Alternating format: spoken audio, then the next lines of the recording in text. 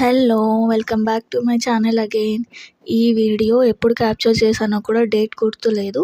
But ఈ వీడియోలో chicken gravy నా స్టైల్‌లో చేసే విధానం చూసేద్దాం రండి. ముందుగా బాండీ పెట్టుకొని మనకు సరిపడనంత ఆయిల్ వేసుకొని కట్ చేసిన ఆనియన్స్ అండ్ ఒక మిర్చి వేసి ముందుగా ఫ్రై చేసుకోవాలి. ఇవి ఫ్రై అయ్యేలోపు మనం చికెన్ కడిగేసి పెట్టేసుకొని ఆ కడిగిన చికెన్ ప్లస్ టమాటోస్ 2 కలిపి వేసేసి సరిపడనంత ఉప్పు అండ్ సరిపడనంత కారం వేసి కలిపి పెట్టుకోవాలి. నెక్స్ట్ సైమల్టేనియస్గానే మన గ్రేవీకి కావాల్సిన మసాలా దినుసుల్ని కూడా డ్రై రోస్ట్ చేసుకోవాలి. నేను డ్రై రోస్ట్ చేసిన క్లిప్ మిస్ అయింది. చాలా డేస్ అయిపోయింది కదా ఇవంతా క్యాప్చర్ చేసి, సో మిస్ అయింది. బట్ మసాలా దినుసులు సేమ్ మటన్ గ్రేవీ చూసారు కదా, సేమ్ అవే మసాలా దినుసులు.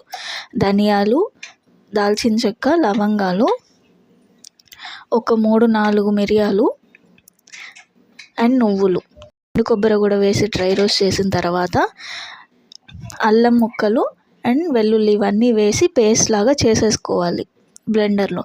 నెక్స్ట్ ఈ గ్రేవీని కొద్దిగా ఆయిల్లో ఫ్రై చేసి ఉంటాం కదా, ఒక 50% ఇక్కడ కుక్ అయిపోతుంది చికెన్. ఆ పేస్ట్ వేసేసి కలిపేసి ఈ టైంలోనే మనం ఉప్పు కారం కర్రీలో సరిపోయిందా లేదా అని చూసుకొని, సరిపోకపోతే అడ్జస్ట్ చేసుకోవాలి. నేను చెప్పినట్టుగానే ముందుగానే నేను కొత్తిమీర, మెంతం కూర ఏదున్నా వేస్తాను. 2 ఉంటే 2 వేస్తాను. ప్రతి గ్రేవీలో వేయడం నాకు అలవాటు అన్నమాట. కొద్దిగా గ్రేవీగా కావాలి అని అనుకున్న వాళ్ళు పక్కన నీళ్ళు గోరువెచ్చ చేసి పెట్టుకొని ఆ వేడి చేసిన నీళ్ళు అయితే ఇక్కడ కర్రీలో వేసేసుకుంటే కన్సిస్టెన్సీకి తగ్గట్టుగా వేడి నీళ్ళు వేసేసుకొని గ్రేవీని అడ్జస్ట్ చేసుకోవడమే. చికెన్ కుక్ అయిన తర్వాత మనం సర్వ్ చేసుకొని తినేసేయడమే. ప్లీజ్ ఇగ్నోర్ మై వాయిస్, కొద్దిగా గొంతు రాసిందన్నమాట. మీ ఫేవరెట్ నాన్ వెజ్ కర్రీ ఏంటనేది కామెంట్స్లో మెన్షన్ చేయండి. ఈ వీడియోకి ఇంతే guys. Please do like, share and subscribe to my channel. Bye.